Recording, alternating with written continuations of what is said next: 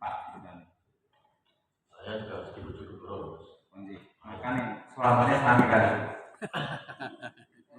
Jadi gini Pak Mehdi, kami juga tadi menyimak dari awal hingga akhir tadi. Kita tidak ada kata-kata memaaf berjabat tangan dengan si Hussein Pak. Persoalannya apa? Dia seakan-akan benar yang disampaikan oleh Pak Ibrahim tadi. Dia tidak merasa satu bersalah, bahkan dia merasa benar, selalu benar. Apalagi ada polemik masalah ini dan juga ditambah masalah khurafat-khurafat yang sesat menyesatkan yang disebarkan oleh para klan Alawi bangsa itu. Kita sealim apapun dikatakan wa amal ajama fa innahum kalbain. Terima enggak kita itu sebagai itu? Kita dikatakan sebagai hewan berkaki empat. Itu yang pertama. Dan banyak khurafat-khurafat yang lain. Intinya isinya ada sesat menyesatkan itu banyak banget Pak. Ada 38 kitab khurafat ini. Apalagi ditambah pernyataan dari Hussein Ba'agil itu mengenai kami terlibat 90% dalam penggalian dan pemakaman jenazah di komplek makam Mbah Munah. Ya dikira makam Mbah Munah itu milik Mumbai. Kakek aneh benar kan gitu Pak, bahasanya orang Kuban Pak.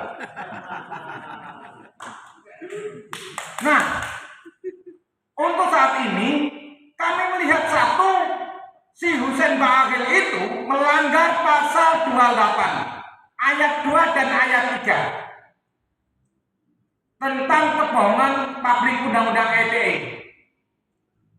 Satu, di ayat 2 melarang penyebaran informasi yang ditujukan untuk menimbulkan rasa kebencian dan permusuhan terhadap individu atau kelompok masyarakat tertentu. Kita, ketika dia yang memulai sayembara 1 miliar dan saya secara pribadi ditantang untuk geger, gedean atau duel, itu saya. Dan yang kemudian ditindaklanjuti lagi, dia video atau posting di makam atau komplek Mbah Munah dengan menyampaikan pernyataan 90% saya terlibat dalam penggalian dan pemakaman di komplek makam Mbah Munah ini. Kami ingin tahu keterlibatannya seperti apa, benar enggak ini? Kalau tidak benar, berarti dia bohong. Ini pasal 28. Karena juga menyakiti kami. Dianggap kami itu sebagai wahabi tanpa ziarah. Kami itu subuh kunut, tahlil orang lain. Kok dikatakan wahabi? Bangsat Indonesia itu. Yang berikutnya juga bukan masalah individunya Hussein, tetapi ajaran yang dibawa oleh kaum Balawi itu merusak umat. Panjenengan ingat enggak 3 tahun atau 4 tahun yang lalu yang katanya itu berkalam sama Allah itu.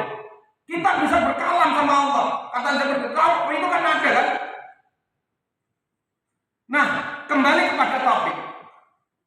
Yang berikutnya pasal 28 ayat 3 yang mengatakan melarang penyebaran informasi elektronik atau dokumen elektronik yang diketahui memuat pemberitahuan bohong dan dapat menimbulkan kerusuhan di masyarakat. Wallahi demi Allah Pak Miyati, Pak Bukan. Kemarin pada tanggal 31 Agustus, andai kata kami tidak mencegah, pasti itu terjadi kerusuhan. Wallahi demi Allah itu. Di grup kami masih ada.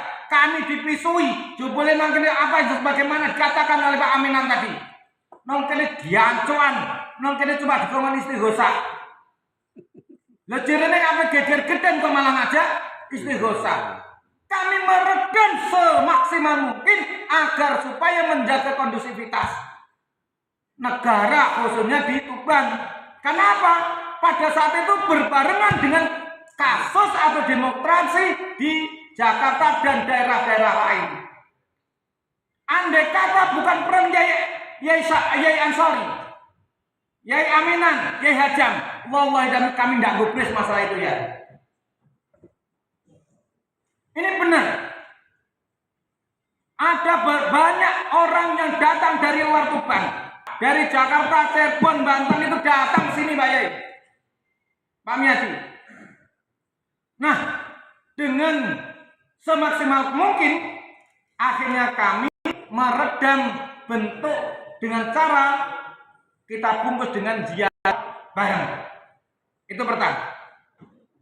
Yang berikutnya, kami juga, ini dugaan juga, tadi dugaan melanggar Undang-Undang ITE tentang dia memberikan informasi bohong kepada umat masyarakat seluruh Indonesia bahkan dunia. Yang kedua juga dia melanggar Undang-Undang Perusakan Cagar Budaya. Kenapa?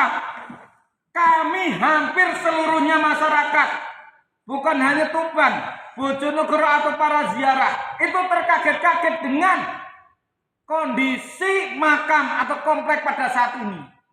Kami ketahui juga sebagaimana yang tadi di video, banyak nisan-nisan kuno yang tak nodok, dipotong, ditaruh di selatan makam. Nah itu kenapa? Di situ nisannya tidak ada nama, kok tiba-tiba pada tahun 2011, 12, 13 ya Pak Miati. Ini berubah. Tiba-tiba ada nama Al-Habib. Al-Habib. Apaan itu ya Pak Miati? Kita cinta kita cinta leluhur kita. Kita cinta bangsa Indonesia. Mbok yo, saya menduga ini adalah ada konspirasi besar terhadap makam-makam leluhur kita semua. Jadi bukan hanya di Monang, ternyata faktanya bukan hanya di Monang, di lain tempat lain juga sama. Nah, harapan kami kepada DPRD Kabupaten Tuban agar supaya mengawal kasus ini. Kalau Pak Miati pernah di penjara 9 bulan, kenapa harus Iman Hussein Bagil itu? Cocok. Ini harga diri kita sebagai pribumi, Pak Miati. Harga diri seorang ulama, harga diri seorang umat Islam, seorang Nahdliyin, seorang pribumi.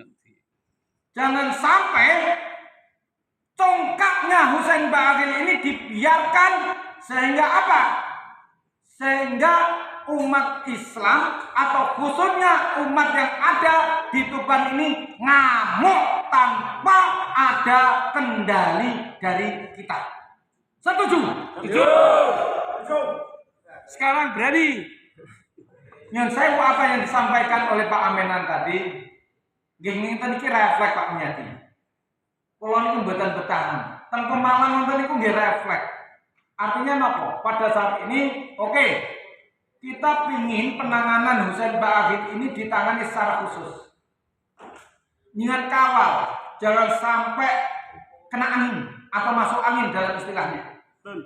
Kalau masalah ya salah, katanya Pak Yai Ansori, kuliah hak walau kana murad. Sampaikan yang hak, sampaikan sesuatu hal yang itu benar-benar memang itu baik, itu yang benar. Nak memang salah ya salah.